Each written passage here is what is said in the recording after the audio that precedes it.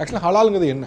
முஸ்லீம்களை பொறுத்தவரைக்கும் நான்வெஜ்ஜில் மட்டும்தான் ஹலால். இஸ்லாம் என்ன சொல்லுதுன்னு சொன்னாக்கா, ஒரு பிராணியை அறுக்கின்ற போது அதனுடைய கூர்மையான அந்த ஆயுதத்தால் அது அறுக்கப்படணும், அதனுடைய ரத்தம் முழுமையாக வெளியேறணும் அப்படின்னு சொல்லக்கூடியது தான் இந்த ஹலால் முறையில் வரக்கூடியது. இந்த ஹலால் முறை நீங்கள் எடுத்துட்டிங்கன்னா எல்லா இடங்களையும் இன்றைக்கி ஆய்வு செய்கிறார்கள். பல முறைகள் அறுக்கிறாங்க பிராணிகளை.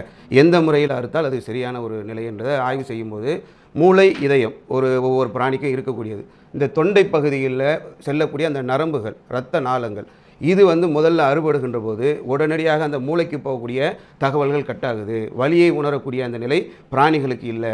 அந்த ரத்தம் பீச்சு அடிப்பதற்கான அந்த இடமாக அதுதான் இருக்கிறது என்று சொல்லி பிரிட்டனில் உள்ளவங்க என்ன பண்ணுறாங்கன்னு சொன்னாக்கா, முதல்ல ஒரு மாட்டை எடுத்து அடித்து கொள்ளக்கூடிய முறை, கன்ஷூட் முறை என்று சொல்லி அதுக்கு இசிஜி, இஇஜி என்று சொல்லக்கூடிய இதயத்தை, மூளையை அந்த இயந்திரங்களோடு பொருத்தி ஆய்வு செய்கிறாங்க. அப்படி ஆய்வு செய்கின்ற போது இந்த ஹலால் முறையில் அறுக்கின்ற போது தான் அது நல்ல ஒரு சுகாதாரமான இறைச்சியாக அது மாறுகின்றது. வெட்டப்படுற நேரத்தில் இஸ்லாமில் இருக்கக்கூடிய ஏதாவது விஷயங்கள் ஓதப்படுமா, இல்லை அது அந்த நேரத்தில் சொல்லப்படுமா? அதுதான் இப்போது நாங்கள் ஹலால் என்று சொல்கின்ற போது என்னென்ன முறைகளை எங்களுக்கு இஸ்லாம் கற்றுத்தருகிறது என்று சொன்னால், ஒரு விலங்கை நீங்கள் அறுக்கப் போகிறீர்கள் என்று சொன்னால் அந்த விலங்கு உங்களுக்காக படைக்கப்பட்ட ஒன்று, அது இறைச்சிக்காக படைக்கப்பட்ட ஒன்று. அந்த இறைச்சியை நீங்கள் அறுக்கலாம். அப்படி அறுக்கின்ற போது அந்த விலங்குக்கு ஒரு வேதனை இருக்கக்கூடாது.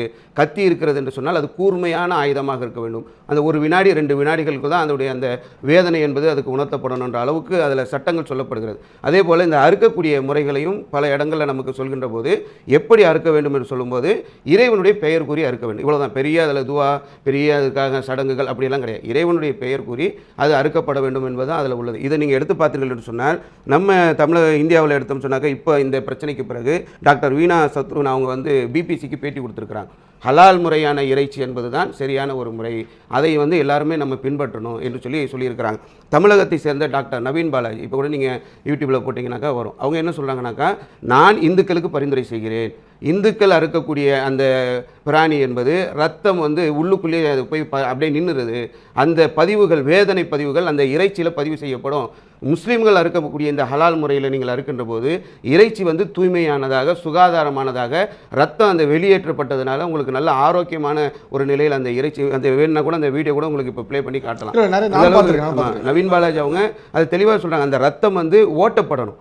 உள்ளுக்குள்ளே அடித்து கொள்கின்ற போது அந்த வேதனைகளை அந்த இரத்த நாளங்கள் பதிவு செய்யும். அது இறைச்சியிலே அந்த வேதனைகள் பதிவு செய்யப்படும். இந்த இறைச்சி சுகாதாரமற்றதுனே பதிவு செய்கிறார். இப்போ அந்த கடவுளின் பெயரால் அப்படின்னு சொன்னீங்களா, கடவுளின் பெயர்னா அந்த பிரார்த்தனை மாதிரி இருக்குமா, இல்லை எவ்வளோ நேரம் அதை பண்ணுவீங்க, என்ன நடக்கும்? ஒரே ஒரு வார்த்தை தாங்க, பிஸ்மில்லாஹி அல்லாஹ் அக்பர். இந்த ஒரே ஒரு வார்த்தையை முஸ்லிம்கள் சொல்வார்கள். இது எங்களுடைய இறைவனுடைய பெயர் கூறி அறுக்கப்பட வேண்டும் என்பது எங்களுக்காக உள்ள ஒரு கட்டளை. எல்லா மதத்தரவுக்கும் அவங்களுக்கும் சில கட்டளைகள் இருக்குது. இஸ்லாமியர்களாக இருக்கக்கூடிய நாங்கள் எதை உண்ண வேண்டும் என்று சொல்லி இஸ்லாம் எங்களுக்கு சொல்கின்றது. பன்றியினுடைய இறைச்சி நாங்கள் சாப்பிடக்கூடாது, ரத்தம் அதை நாங்கள் சாப்பிடக்கூடாது, தானாக இறந்து போன உயிரினங்களை நாங்கள் சாப்பிடக்கூடாது. சில ஹலால் இறைச்சினாங்களே இதுதான். எங்கேயோ ஒரு இடத்துல இறந்து போன உயிரினங்களை அறுத்து வைப்பாங்க, இதை நாங்கள் சாப்பிட முடியாது. தானாக இறந்தது எங்களுக்கு ஹராம். அதே போல் இறைவனுடைய பெயர் கூறி அறுக்கப்பட வேண்டும் என்பது தான் இதில் உள்ள ஒரு விஷயமே தவிர, இதில் பெரிய சடங்குகள், சம்பிரதாயங்கள், ஏதோ இறைச்சியில் ஏதோ கலந்துடுறாங்க, இது இந்துக்களுக்கு எதிரானது, அந்த மாதிரியெல்லாம் கிடையாது.